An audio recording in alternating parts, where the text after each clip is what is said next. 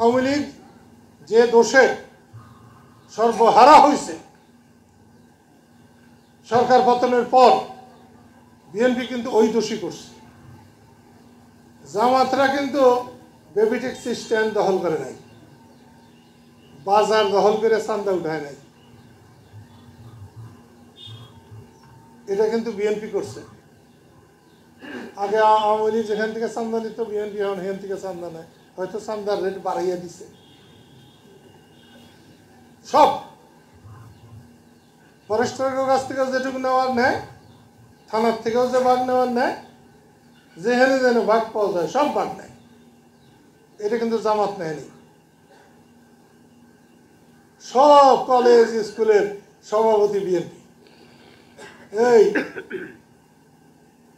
গামছার দল তো সখীপুরের দল, গামছার দল তো টাঙ্গাইলের দল। কই এতগুলো মানুষ? মুক্তিযুদ্ধে আমি যখন একেবারে পিছনে পড়ে গেছিলাম, তখন তো আমার সাথে মাত্র একটা মানুষ আছিল। তাই মানুষের মতো মানুষ একটা, দুইটা, তিনটা, চারটা বাচ্চা থাকলেই যথেষ্ট।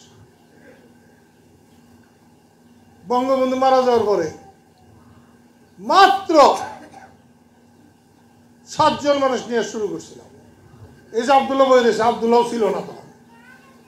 আব্দুল্লাহ তার 10-12 দিন পরে খবর পেয়ে গেছে, তামাইটার আব্দুল্লাহ। সব সময় অতি অল্প মানুষ দিয়ে শুরু করছি, হাজার হাজার মানুষ। দেশে ফিরছিলাম, যতটি মানুষ ঢাকা বিমানবন্দরে হয়েছিল, ওর অর্ধেকটি মানুষ আর জীবনে কোনোদিন হবো না।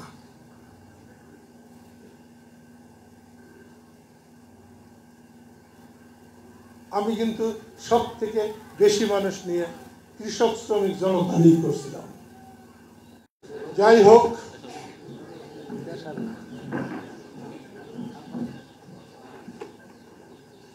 তোমাদের যদি আত্মমর্যাদা বোধ থাকে,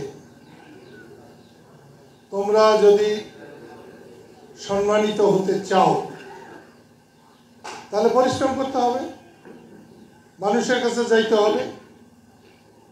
তোমরা যে মানুষের সেবক, এটা বুঝাইতে হবে। শেখ হাসিনার আওয়ামী লীগ হলে চলবে না। আওয়ামী লীগ হতে হবে মৌলানা ভাসানীর, আওয়ামী লীগ হতে হবে বঙ্গবন্ধুর, শেখ হাসিনার না। আজকে যারা লাফাচ্ছেন, এটা আমি তাদের সঙ্গে একমত।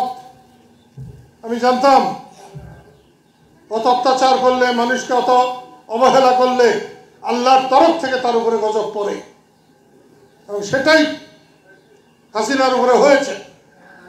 কিন্তু হাসিনার জন্য অন্য মানুষ যে কষ্ট করছে, সেটাও আল্লাহকে দেখতে হবে, এবং আমি শিওর আল্লাহ সেটাও দেখবেন।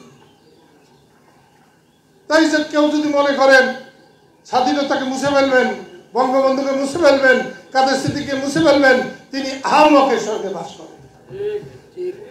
স্বাধীনতা থাকলে আমরা থাকব।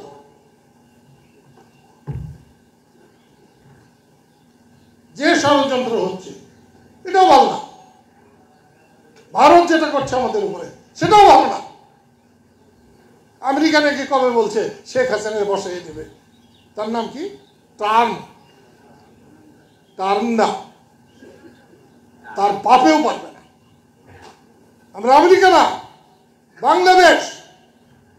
মুক্তিযুদ্ধের সময় কিসিঞ্জার চেষ্টা করেছিলেন, পারে নাই। আমরা বিজয় অর্জন করেছি, আমরা সেই বিজয়ী জাতি। আমাদের দুর্ভাগ্য, আমাদের সঠিক নেতৃত্ব নাই, কর্তৃত্ব নাই। সেই জন্যে আমরা একটা অসহায় হয়ে পড়েছি। সেই জন্য আবার বলছি, সখীপুরের বন্ধুরা, তোমরা যদি ঠিক হও, আমি তোমাদের সাথে ছায়ার মতো